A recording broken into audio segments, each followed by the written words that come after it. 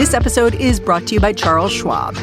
Decisions made in Washington affect your portfolio every day. But what policy changes should investors be watching? Washington Wise is an original podcast for investors from Charles Schwab.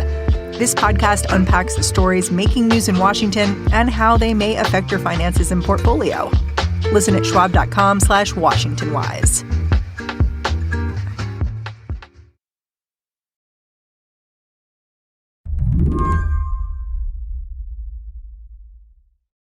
Here is what it sounded like yesterday when Republicans in the House of Representatives finally broke their deadlock. Therefore, the Honorable Mike Johnson of the state of Louisiana, having received a majority of the votes cast, is duly elected Speaker of the House of Representatives for the 118th Congress. It was the middle of the afternoon, and after 3 weeks of leaderless chaos, Louisiana's Mike Johnson was taking the gavel to become Speaker of the House. Thank you. If you are wondering, Mike who? You're not alone. Mike Johnson has been in office less than 7 years, and he was the 4th candidate for this job this month. He got shoved into the spotlight fast. I want to thank my dedicated wife of almost 25 years, Kelly. She's not here. We couldn't get a flight in time. This happened sort of suddenly. His introductory speech, it offered a lot to think about. But we're going to celebrate soon. She spent the last couple of weeks on her knees in prayer to the Lord, and she's a little worn out. We all are. I want to thank our children, Michael and Hannah. Johnson gave a personal biography, speaking about his dad, who was a firefighter. He talked a lot about God.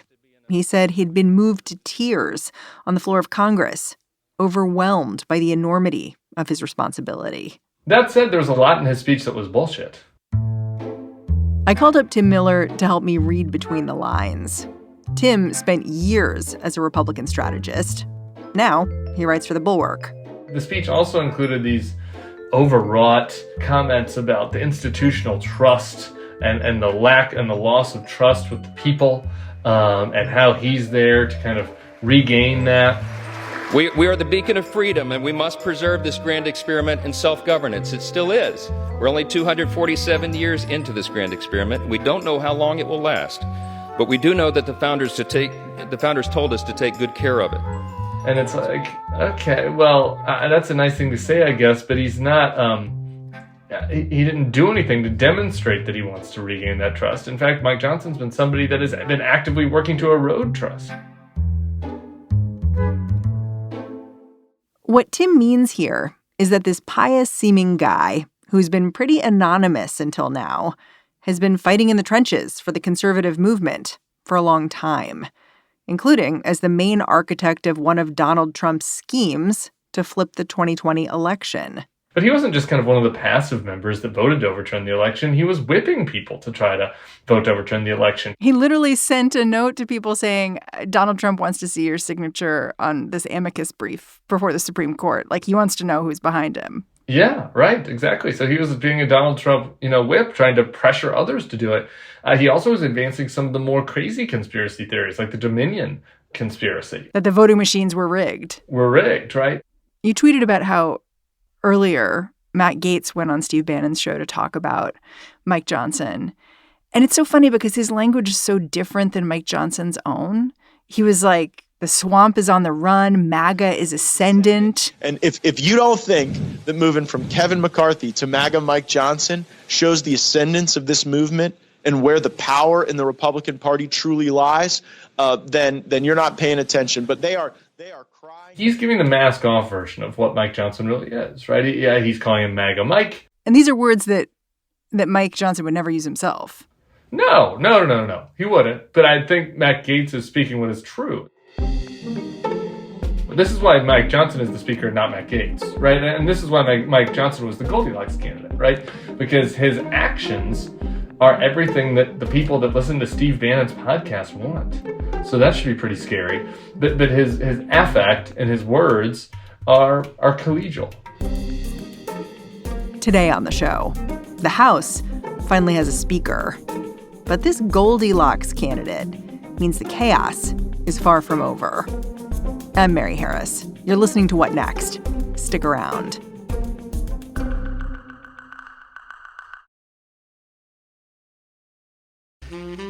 This episode is brought to you by Charles Schwab. Decisions made in Washington affect your portfolio every day. But what policy changes should investors be watching? Listen to Washington Wise, an original podcast for investors from Charles Schwab, to hear the stories making news right now. Hosted by Mike Townsend, Charles Schwab's managing director for legislative and regulatory affairs, Washington Wise takes a nonpartisan look at the stories that matter most to investors. Tune in to learn about the policy initiatives for retirement savings, taxes, and trade. Hear about inflation fears, the Federal Reserve, and how regulatory developments can affect companies, sectors, and even the entire market. Mike and his guests offer their perspective on how policy changes could affect what you do with your portfolio. Download the latest episode and follow at schwab.com/WashingtonWise or wherever you're listening right now. This podcast is brought to you by Progressive Insurance. Most of you listening right now are probably multitasking. Yep, while you're listening, you're probably also driving, cleaning, exercising, or maybe even grocery shopping. But if you're not some kind of moving vehicle, there's something else you can be doing right now. Getting an auto quote from Progressive Insurance. It's easy, and you could save money by doing it right from your phone. Drivers who save by switching to Progressive save nearly $750 on average, and auto customers qualify for an average of 7 discounts. Discounts for having multiple vehicles on your policy, being a homeowner, and more. So, just like your favorite podcast, Progressive will be with you 24/7, 365 days a year, so you're protected no matter what. Multitask right now. Quote your car insurance at Progressive.com to join over 28 million drivers who trust Progressive. Progressive Casualty Insurance Company and Affiliates. National average 12-month savings of $744 by new customers surveyed who saved with Progressive between June 2022 and May 2023. Potential savings will vary. Discounts not available in all states and situations. Mike Johnson's name first broke through the noise on Tuesday night. Can you just lay out who he is, what he believes, what we know about his background? Mike Johnson is from Shreveport, Northwest Louisiana. I think in a different era, he would have been really pretty much a Rick Santorum type Republican. Just Christian conservative, cares a lot about social issues, things in the gays and abortion and religious freedom space. And so, I think that is really kind of his natural place within the party as part of the socially conservative wing. But as he has gotten into Congress, he has developed, I think, pretty good relationships with Steve Scalise, I think, helping, being also from Louisiana, with Republican leadership. He's demonstrated as the kind of guy that can, do interviews and not sound like a crazy person, which is an important bar to pass in the Republican Party these days. Yeah, sounding reasonable seems like his superpower. Yeah, it is. And though he also, I think, recognized the Trump rise within the party and really was lockstep with Trump. Yeah, he caught a shooting star. He would travel with Trump, and then he got very involved in January 6th and the litigation around it. Yes. And so he wasn't like Elise Stefanik, right? He wasn't like somebody that flipped and then became an ostentatious defender of Trump. He was more like an operational defender of Trump on the Hill. And I think that Donald Trump likes those kind of people, right? Like the people that look the part. Henchmen. Yeah, henchmen that he feels like he could cast in the role of a henchman, right? And I think that Mike Johnson really does. And so I think that he fit in that mold where he had a lot of cred on the right because of his views on social issues and his advocacy on social issues. And we should be clear, he made this constitutional argument against Biden's victory in 2020, and it went all the way to the Supreme Court. And again, making it sound reasonable, saying listen, there was a pandemic, and that meant there were all these changes to how elections worked, and really the legislature should be making those changes. That's what it says in the Constitution. But it was kind of like these other people, elections officials, and so it's those votes, they don't count the same way. And you're you can see how he's drawing the lines, even if you disagree with the outcome of what he's saying. Yeah. I went to the Louisiana GOP convention a couple months ago now to cover it for the Bulwark. And this is a very MAGA crowd. And Johnson's remarks were very well received. And he's articulate. And sounded intelligent, right? Louis Gohmert also spoke at this thing. He didn't sound like Louis Gohmert, you know what I mean? And so I heard that and I was like, man, this guy is somebody to watch because he's figured out how to give these guys the right MAGA red meat while also, having an acceptable presentation for Face the Nation. So I think that demonstrates why he is somebody that they turn to, because this is something that the Republicans desperately need, right? Like they essentially had two groups in the party.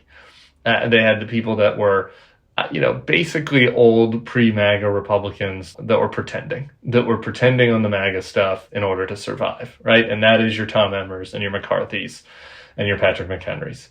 And then you had the MAGA members that are all just a little too weird to do the Face the Nation thing, right? And to do the ceremonial elements of the speakership that you have to do. And I think Johnson demonstrated that you can be a wild-eyed MAGA extremist who wants to turn the country into a Donald Trump autocracy and talk about it in a way that kind of sounds like, I don't know, you're a captain of the high school debate team and drink milk for lunch and have a podcast about religion with your wife, which he does. Yeah, I mean, you're making him sound like the just right bowl of porridge. Yeah. Mike Johnson did not really emerge as a potential speaker until a few days back. And even then, he was not a frontrunner. Initially, Indiana Representative Tom Emmer won the party's nomination. But he quickly dropped out once it was clear he would not have the support of the MAGA wing. In the end, there were 3 candidates left, and Johnson came out on top. And my sense was that the reason why Johnson was able to elevate above the other two was because the MAGA group was kind of divided among them, but among the more closet normal establishment Republicans, whatever you want to call them, they were more drawn to Johnson. And I think Johnson had built good, trustworthy relationships with leadership, just kind of based on at least how he presents himself down in Louisiana. Looking at the winners and losers of this speaker fight, it's notable to me that Jim Jordan did not win the gavel, but Johnson did. And to me, it made me wonder, what does it mean? What are the issues that are important to Republicans? Because Johnson and Jordan seem very similar when it comes to substance, but just different in style. It just made me wonder if, this is a party of optics at this point. Yeah, that's exactly right. So I wrote about this for the Bulwark this morning, and I was like, if this was an ideological fight, this would have been over weeks ago, right? If this was over some policy issue or some ideology, then after McCarthy was deposed, the crazy eights that started it and whoever their allies are would have gone to the conference and said, we will only go for a speaker that will do X, Y, and Z, cut spending by X amount, or, finish Donald Trump's wall, or whatever it is, right? There'd be some specific thing that they wanted, but there wasn't anything like that. They had distaste for McCarthy and wanted to demonstrate power over him and wanted to demonstrate that the MAGA elements within the party were the ones that were in control, not the, old establishment pre-Trump, guys have been around forever. To me, what was so weird is people like Ken Buck, who just said they couldn't vote for Jim Jordan because of January 6th. But then all the Republicans lined up behind Johnson, who was the architect of election denialism. Yeah. So you have your Kay Grangers and your, other appropriator types, Tom Kaine, and, these, the old bulls, if you will. And they went against Jordan. And some of that was interpersonal. Jordan for a long time had been a thorn in their side, right? And so I think some of this was just good old high school cafeteria stuff. But I also think some of it was, optics, right? That they did not feel like he was somebody that should be the face of the party. And they feel like Johnson could be. I think that they're in for a rude awakening. I really do. I think that they're in for a rude awakening with what they're going to get with this guy. And I think that a lot of folks are going to be regretting their votes. It's funny because earlier in the week, we did a show about the speaker mess in D.C., and I think I said it was a make or break week for Republicans. So I'm kind of curious, which was it? Was it make or break or both?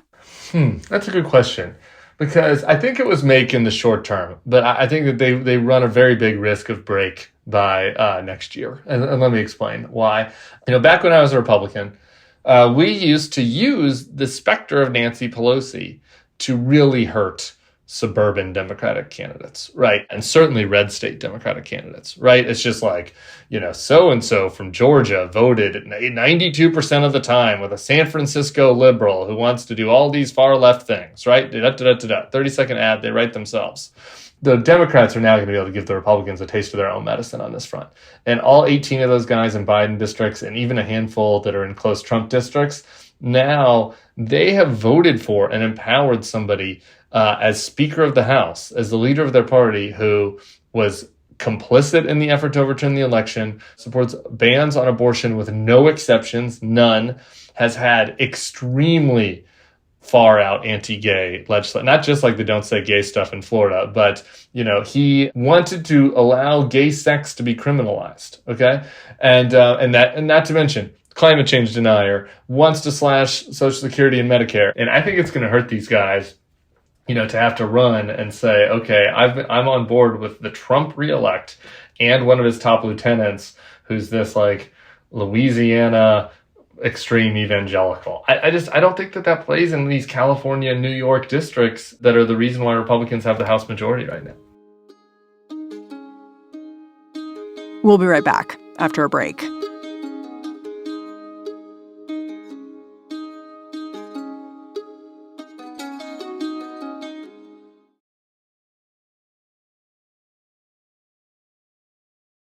So let's talk about what happens now. Johnson is saying he's going to move really fast. He's trying to jam through legislation this week, but he's new to the job. He still doesn't really have a staff. I mean, you've worked behind the scenes with politicians for a long time. Is moving fast possible for Mike Johnson? It might be possible on a couple things. I don't know what the deal was on the continuing resolution. That's the thing to watch. The government shutdown is until November, so we'll see how quickly they can move on that. So that is one thing. I think that some of the stuff is back to optics, right? Can he move fast on the bill that says we condemn Hamas? Yeah, I guess. But I think that the thornier elements to this are going to be more complicated than he realizes. Like actually funding things. Yeah. Funding. I thought I saw a list of things that it's on. It's like, we're going to do the farm bill at the end of the year. And it's like, okay, brother. I don't know. I feel like an old guy now. All of a sudden, I'm the old guy being like, back in my day. But I've been in D.C. during 2 farm bills when there were speakers and majorities that were decently effective and did get things passed, where that thing got delayed forever because there are just all these random contingencies that you don't think of. The sugar people are mad at the corn people, right? And it's just like, so this guy with a staff of 8 and, a bunch of people that are just new, that has never really had to do anything. He's not in a competitive district in Northwest Louisiana. Now he's got to go raise money, do all of this stuff to prepare for 2024. He's behind the 8 ball. He's got to fund the government. They got to figure out what to do with the Ukraine. I think that it's going to be a steeper learning curve than he presented today. Is Johnson going to be governed by the same rules Kevin McCarthy was haunted by? Like the rule that any member of the caucus can try to boot him out at any time if he strays from the rules? He is, but technically Paul Ryan was also governed by that, and they just never really did it. And so, again, I think that he's in the sweet spot. Mike Johnson has been a just down-the-line, right-wing congressman that has, there's some of these charts going around of all of the controversial votes since Kevin McCarthy's gotten in, the debt ceiling bill and keeping the government open and gay marriage. None of these are really that controversial among normal society, but that are controversial within the Republican conference. And Johnson was on the side of the crazies on every one, every single one. So what reason would they have to overthrow him? And there's no signs that the more, moderate, I don't even like using that word anymore, but whatever, that the folks that stood in the way of Jim Jordan, are going to show the backbone to use the same types of tactics that a Matt Gaetz did. So I think that he'll probably be clear on that front. Yeah. One of the most important things Johnson's going to have to do is reach spending agreements with the Senate, the president. And he's been so vocal in the past about the need to slash spending on entitlement programs like Medicare, Medicaid, Social Security.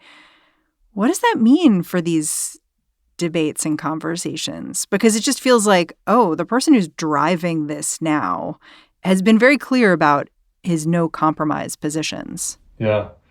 As I said, the Ukraine thing, I think, is the biggest threat right now. So I think that's issue number one.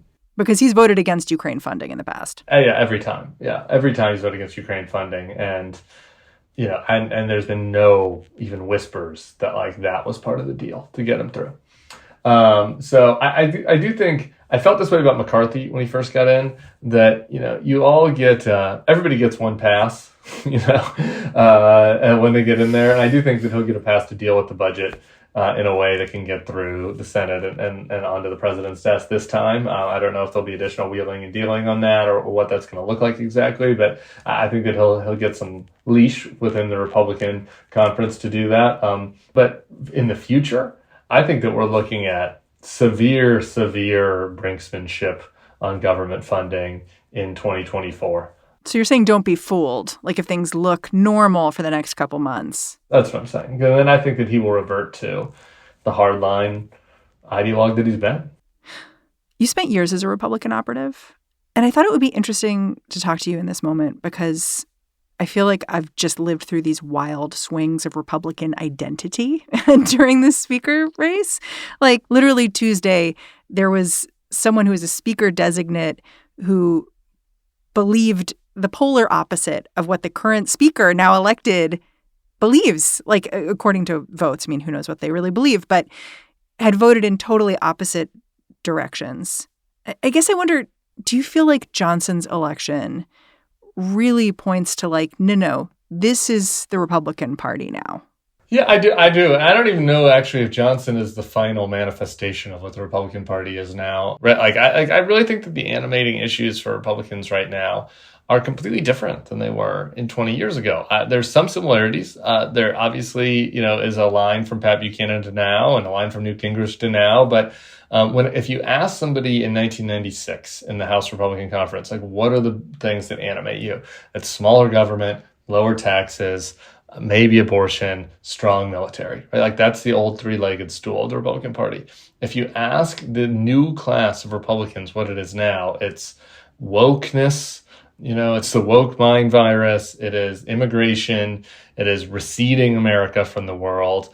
And, maybe it's also for some of them smaller government and abortion, right? So there's some things that overlap, but there have been other issues that are totally changed. And I think that the types of politicians that, kind of were those old Chamber of Commerce Republicans that have been hanging on in the House, like they are representatives of a time gone by. They're dinosaurs. Yeah, it was only a matter of time before they were overthrown. And frankly, I think that they lasted longer than I expected. Is there such a thing as an anti-MAGA Republican now? No, there isn't. Well, sure. At like city council level and mayor level, we have a great mayor of Oklahoma City that's a Republican, right? Yeah, sure. But as far as in Congress, in D.C., an anti-MAGA Republican, I mean, the only one left is Mitt, and he's, getting shown the door. The party has embraced MAGA, and the remaining members, it's just a question of, are you the type of politician that is native to MAGA? Are you a native speaker of MAGA? Yeah, right. Are you a native speaker? Are you to embrace it? Or are you, one of the older Republican types who are kind of going along to get along with MAGA? MAGA is a second language. Greg Sargent, I think, defined him as, there were three groups. There's vulgar MAGA, which is the Matt Gaetz and Jim Jordan, refined MAGA, which is the Mike Johnson, and then there's like pretend MAGA or whatever, and that's, Kevin McCarthy. I think that's basically, those are basically the groups at this point. Tim Miller, I'm really grateful for your time and your analysis. Thanks for coming on the show. Hey, happy to do it anytime. Thanks for calling. Tim Miller is the Bulwark's writer-at-large. He's also the author of Why We Did It, a travelogue from the Republican road to hell. And that's our show. What Next is produced by Paige Osborne, Elena Schwartz, Rob Gunther, Madeline Ducharme, and Anna Phillips. We are led by Alicia Montgomery with a little boost from Susan Matthews. Ben Richmond is the Senior Director of Podcast Operations here at Slate. And I'm Mary Harris. Thanks for listening. I'll catch you next time.